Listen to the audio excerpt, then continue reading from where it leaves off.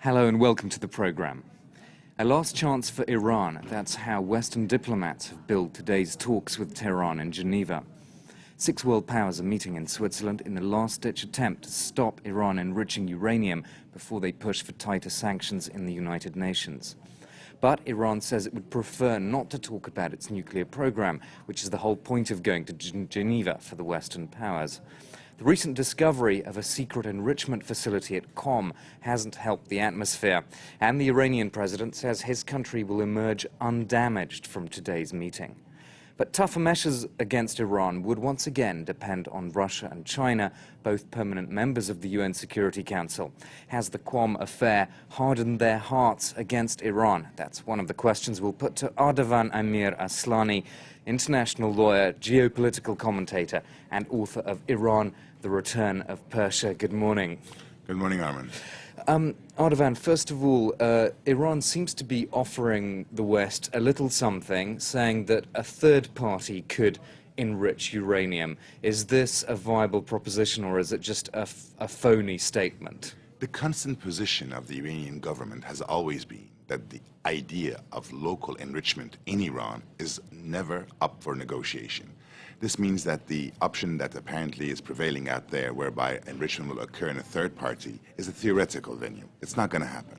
The Iranians have been adamant in relation to their sovereign right to enrich uranium on their national soil, so that's not going to be an issue. And as a matter of fact, I'm not even convinced that the Europeans and the Americans and the members of the Security Council are keen in concentrating on this matter. Iran has today, as you well know, within the Natanz facility, more than 8,000 centrifuges turning round the clock. The discovery of the Qom facility, capable of housing 3,000 additional centrifuges, makes it virtually impossible to go back in time to the early 2000s, asking Iran to convey third-party enrichment elsewhere. It's not going to happen. So what about the Western approach then? I mean, why this rhetoric of we've got to stop enrichment when the reality, as you say, is that it's not an option? As a matter of fact, entrance into this negotiation by the Americans is different from what has been their constant policy for the last decade. Up until a year ago, the American position was, we are not going to embark upon any dialogue with the Iranians unless the Iranians stop enrichment. The doctrine of zero enrichment is no longer on the agenda, and they are entering these negotiations without any preconditions. So the issue today is that you have to accept the facts on the land, and the facts on the land is Iran has become a country that controls its nuclear capacity, locally enriches uranium, and what makes everybody freaking out is the missile issue, which enables Iran, in the event it has militarized the missile, to be able to transport a nuclear weapon abroad. Do you sense there's a gap between American rhetoric, though, despite the change from George W. Bush? They're still talking about the dangers posed by Iran, but now you think, in actual fact, they've diplomatically scaled down their ambitions, and they're now looking simply at containment, at more inspections by the UN's nuclear watchdog? That's exactly it. You've correctly understood the matter. As the Americans have abandoned the zero enrichment option, the only thing that is remaining out there is preventing Iran from openly becoming a military nuclear power, which implies asking Iran not to effectuate a local national nuclear explosion underground. If that doesn't happen, at least they can tell the world, look, we've stopped the Iranian military adventurism, and they have not become a military nuclear power, so proliferation is something that may not happen. That's what they're trying to achieve today. It's going to be a grand bargain discussion. The Iranians are going to go into those negotiations saying, look, the nuclear side is only an ancillary, accessory subject matter to what we're going to talk about. We're going to talk about Iranian assets frozen in America. We're going to talk about Iranian issues internationally. We're going to talk about the Iranian Airbus that you've shot down 20 years ago. And we want to basically embark upon a grand bargain whereby Iran will be able to grab as much as it can from the Security Council members plus Germany for enabling it to come back into the international community as the sovereign regional power that it has become. Is that something that France, Germany, Britain and the United States could accept as a starting point, that sort of grand bargain? The reality of the matter is that even if they don't accept it, the facts on the terrain are such that Iran is a regional power. You look into Iraq, there is no possible solution in Iraq without Iranian involvement. You go into Afghanistan with what's happening over there, with the Italian threat that they're going to leave the coalition over there. It makes Iran's involvement in these countries inevitable. Not even to mention the Palestinian issue, whereby Iran, through Hamas, through Hezbollah, through its alliance with Syria, has basically kidnapped the Palestinian cause. So Iran is a regional power, and it has to be reckoned with as such. And what Iran is trying to convey in these negotiations and their missile war games is basically to tell the world, look, I am here to stay.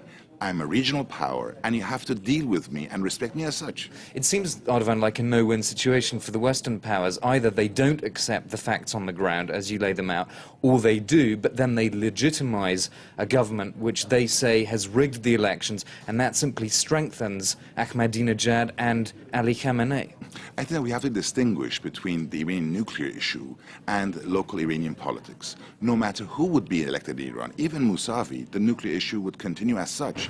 Mousavi's position in relation to Iran's rights to nuclear energy were the same as those defended by Ahmadinejad. What would have been different would have been the rhetoric, the way they would have embarked upon negotiations. But the, developing the centrifuges, that wouldn't have changed at all. Not at all. Let us not forget that when Monsieur de Villepin headed the three-member delegation in 2002-2004 going to Iran, the Iranians at that time asked the power to enable them to have 40 centrifuges only for scientific laboratory purposes. They said no. Today we're talking about more than 8,000 and 3,000 more coming up. Okay. On Iran's global role, Erdogan, you've mentioned in the past Russia's and China's commercial involvement. How's that playing now? Has the Qom affair changed anything for them in terms of possible sanctions? It has changed a lot of things. First of all, the military option has become even more difficult because prior to that, we only had the Natanz facility. Now, in addition to the Natanz, you've got the Qom facility. So, you're not talking about a single target to go after. You're talking about a number of targets. And furthermore, sanctions, you need the unanimous support of all Security Council members.